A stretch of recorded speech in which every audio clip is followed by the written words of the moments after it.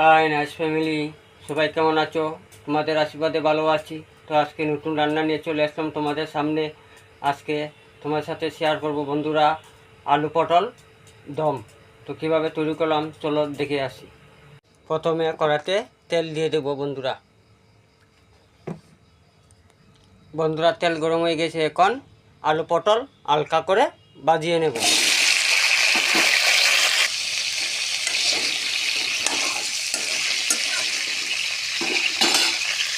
বন্ধুরা আলু পটল ভাজা হয়ে গেছে, এখন নামিয়ে নেব।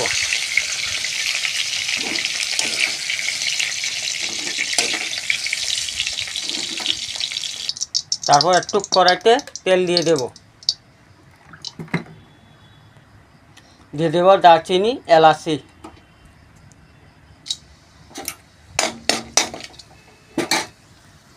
তারপর দিয়ে দেব তেজপাতা দুটো। তারপর দিয়ে দেব শুকনো লঙ্কা দুটো। তারপর দিয়ে দেব পেঁয়াজ কুচি।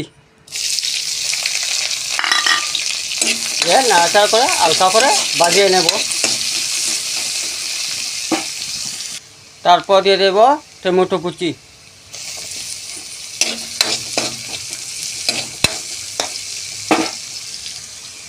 তারপর দিয়ে দেব রসুন বাটা, দিয়ে মিক্স করে নেব। তারপর দিয়ে দেব আদা বাটা, দিয়ে মিক্স করে নেব বন্ধুরা।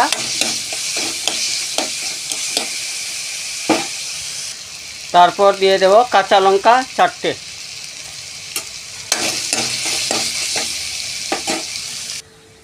তারপর দিয়ে দেব ধনিয়ার গুঁড়ো, হলুদের গুঁড়ো 2 চামচ, জিরার গুঁড়ো 2 চামচ, ধনিয়ার গুঁড়ো 2 চামচ, লঙ্কার গুঁড়ো 1 চামচ দিয়ে মিক্স করে নেব বন্ধুরা।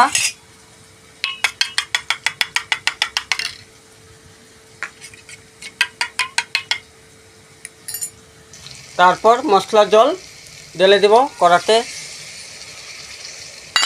দিয়ে নাড়াচাড়া করে মিক্স করে নেব।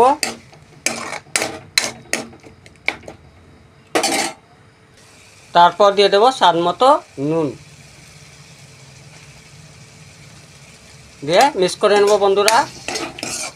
টমেটো গলে গেছে, খুব সুন্দর কালার হচ্ছে বন্ধুরা।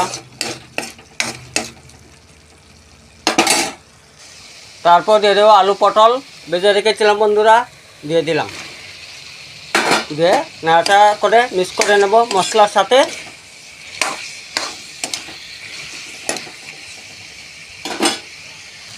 তারপর অল্প জল দিয়ে দেবো বন্ধুরা। তারপর চাপা দিয়ে রাখবো 5 মিনিট। 5 মিনিট পরে আবার ফিরে আসি বন্ধুরা। 5 মিনিট হয়ে গেল, এখন ফিরে আসলাম, ঢাকনা খুলে দিই।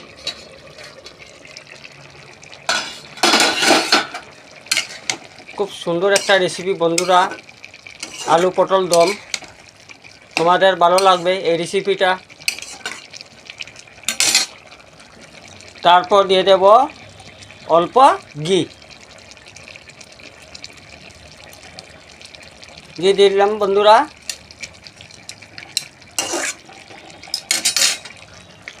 তারপর দিয়ে দেব গরম মশলা দিয়ে দিলাম বন্ধুরা, দিয়ে মিক্স করে নেব।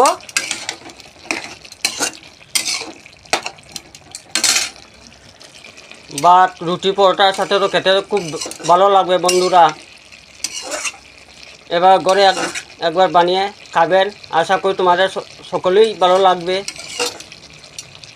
আমার এখানেই শেষ আলু পটল দম। তো কেমন হলো প্লিজ কমেন্ট করে জানাবেন। সবাই ভালো থাকো, সুস্থ থাকো। ধন্যবাদ সবাইকে। জয় মা, জয় ভারত, শুভরাত্রি।